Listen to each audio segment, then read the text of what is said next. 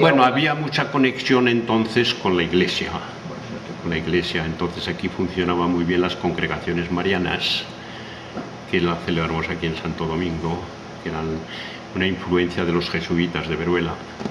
Las congregaciones marianas era influencia de los jesuitas, que eran los Luises, que le llamaban los mayores, y los Coscas, que eran los pequeños hasta que recibían la primera comunión.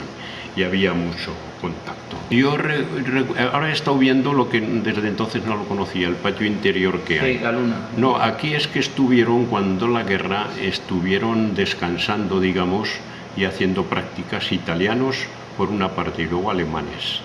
Los italianos más bien eran una compañía de camiones que se llamaba Compañía Trucci y estaban en el Santuario Misericordia. Y se casaron aquí gente con italianos entonces. Y estuvieron también alemanes. Y claro, pues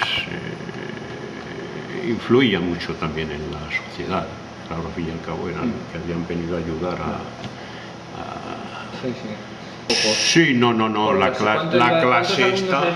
clase esta, oye, yo claro, ahí, pero la clase esta que había 4 filas de pupitres y eran pupitres de 2, me acuerdo de 2, pues qué sé yo, pues estaríamos a lo mejor 30 alumnos en la clase, sí, 30 alumnos, de 25 a 30 alumnos estaríamos en la clase. Sí. ¿Y el comedor que venía? Yo no he ido nunca al comedor. En ese relato que he traído, en ese trabajo, ahí está la fecha precisamente en que se inauguró el comedor. Yo no he venido nunca, pero sí se estableció entonces el comedor que estaba abajo. Y había mucha gente que se quedaba a comer.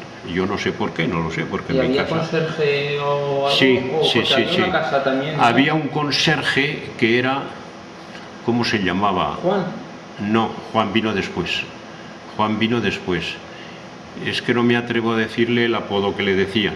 Por el apodo me acuerdo, no me atrevo a decirlo, ¿verdad?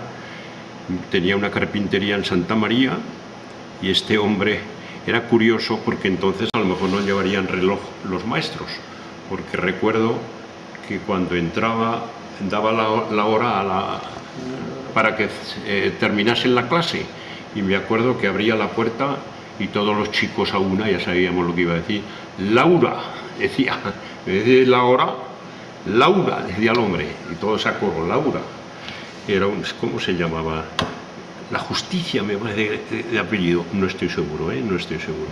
Tenía una carpintería en Santa María. Tenía un hijo, una hija, ya murieron, me parece, sí, ya murieron. Ese era el conserje. Juanico vino después. Ese ya no lo tuve yo, me parece, de conserje abajo. Pero este sí. En fin. Yo los años, eso es lo que hay hoy. Era cuando la guerra, desde luego. Sí, 34, la guerra, 35. Sí. 34 entraría yo aquí, porque yo estuve anteriormente en una escuela vieja que había aquí, que es entrada por Santo Domingo, que ocupaba toda esta parte de aquí. Precisamente había un balcón de mi clase que daba aquí a este recreo. Después nos llevaron a Santa María, a lo que es museo. Allí nos llevaron y estuvimos hasta que terminaron estas escuelas. Y entonces ya vinimos aquí. Y yo el único maestro que tuve entonces era don Manuel Mayor, maravilloso. Para mí ya lo relato en ese pequeño escrito que más bien ha sido un homenaje muy cariñoso, porque yo tampoco soy periodista y no... Pero en pocas palabras hay relatos y el cariño que le teníamos a este hombre, cómo ejercía su profesión. Hablo también después el que tuvo después don José María Castelló, que cuando se marchó Asturias, vino don José María y estuve con él, maravilloso, distinto. Ahí pongo en mi escrito la diferencia de unos y otros en ejercer el magisterio, ¿verdad? El uno era muy serio, pero muy respetado y desde luego con una fuerza tremenda para inculcar a los alumnos, ¿verdad? Y la responsabilidad que debiéramos tener en los estudios, en la vida, en fin. Yo me he acordado toda mi vida y he comentado con algunos alumnos que entonces éramos compañeros de los pocos que quedamos ya y siempre recordamos aquellos años maravillosos. ¿Y te acuerdas también del día?